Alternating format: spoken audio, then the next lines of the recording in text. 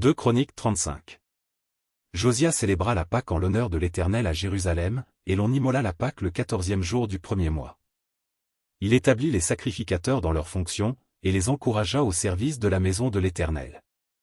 Il dit aux Lévites qui enseignaient tout Israël et qui étaient consacrés à l'Éternel, placez l'arche sainte dans la maison qu'a bâtie Salomon, fils de David, roi d'Israël, vous n'avez plus à la porter sur l'épaule.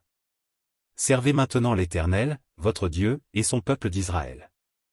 Tenez-vous prêts, selon vos maisons paternelles, selon vos divisions, comme l'ont réglé par écrit David, roi d'Israël, et Salomon, son fils, occupez vos places dans le sanctuaire, d'après les différentes maisons paternelles de vos frères les fils du peuple, et d'après la classification des maisons paternelles des Lévites.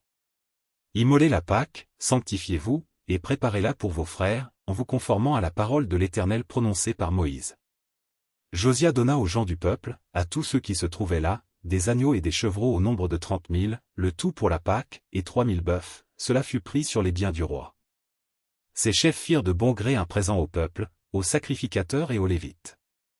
Ilkija, Zacharie, et Jeuiel, princes de la maison de Dieu, donnèrent aux sacrificateurs pour la Pâque 2600 agneaux et 300 bœufs.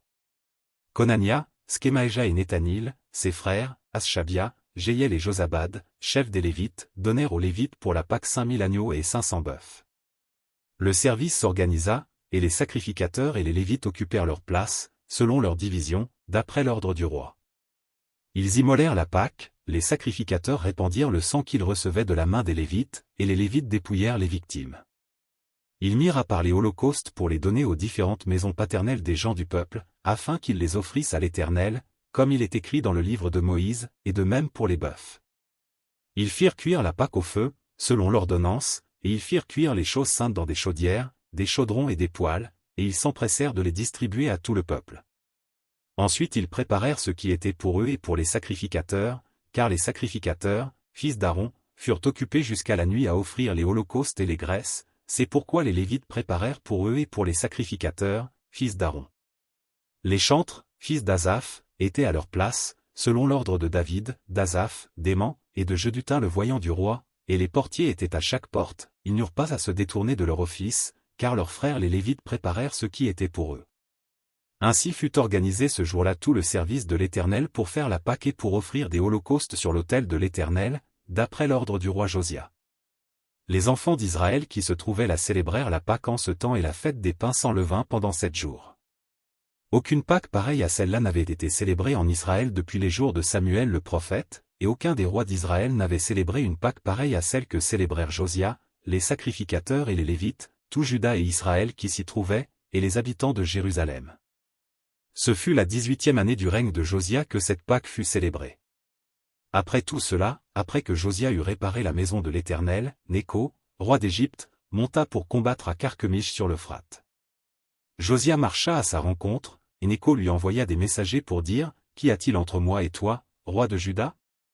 Ce n'est pas contre toi que je viens aujourd'hui, c'est contre une maison avec laquelle je suis en guerre. Et Dieu m'a dit de me hâter. Ne t'oppose pas à Dieu, qui est avec moi, de peur qu'il ne te détruise. » Mais Josia ne se détourna point de lui, et il se déguisa pour l'attaquer, sans écouter les paroles de Nécho, qui venaient de la bouche de Dieu. Il s'avança pour combattre dans la vallée de Megiddo. Les archers tirèrent sur le roi Josia, et le roi dit à ses serviteurs, « Emportez-moi, car je suis gravement blessé. » Ses serviteurs l'emportèrent du char, le mirent dans un second char qui était à lui, et l'amenèrent à Jérusalem. Il mourut, et fut enterré dans le sépulcre de ses pères. Tout Juda et Jérusalem pleurèrent Josia. Jérémie fit une complainte sur Josia, tous les chanteurs et toutes les chanteuses ont parlé de Josia dans leurs complaintes jusqu'à ce jour, et en ont établi la coutume en Israël. Ces chants sont écrits dans les complaintes. Le reste des actions de Josia, et ses œuvres de piété, telles que les prescrit la loi de l'Éternel, ses premières et ses dernières actions, cela est écrit dans le livre des rois d'Israël et de Juda.